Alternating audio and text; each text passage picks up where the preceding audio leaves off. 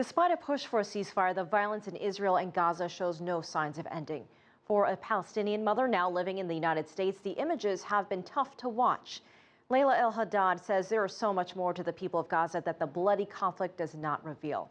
Her passion is telling those stories in a unique way. Asiye Namdar has insight. Say the word Gaza, and these are the images that come to mind. Israeli airstrikes, demolished buildings, a life under siege, and nowadays, a battle for survival.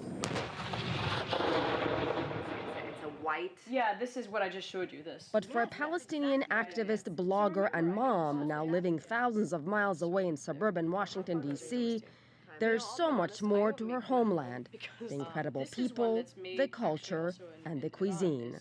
Food as a way to be able to humanize, to be able to tell the stories that are not being told, that we don't hear about. And to do that, El-Haddad and her co-author published a cookbook. It's called The Gaza Kitchen, a Palestinian culinary journey. You can taste those dishes, you can taste those villages and towns in history through the food. So that's part of what we wanted to write about in the book, and to definitely to show people the uniqueness of the cuisine, to humanize the Palestinians, to share their stories. El-Haddad says the book isn't just about recipes, but also the daily challenges Palestinians in Gaza deal with, just trying to put food on the table. The impact of the ongoing Israeli blockade on access to foodstuffs, on long-term aid dependence, for example, on restrictions on water, on the fishing zones, and the ability of farmers to access their farmland. All of these things, we weave them into the book. So where does her passion for food come from? I wish I could say it was my grandmother or my mother, who took me under her shoulder and taught me. But in fact, I come from a long line of women who very much insisted that a woman's place should be in the workplace, not in the kitchen.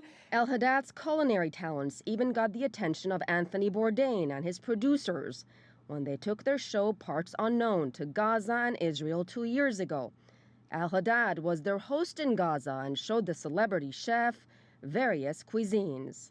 It was incredible. It was really a once-in-a-lifetime opportunity to be able to share my hometown, to be able to share our recipes, our culture, and of course the situation and what's going on. And what's going on in Gaza is very much on the mind of El-Haddad and millions of other Palestinians around the world.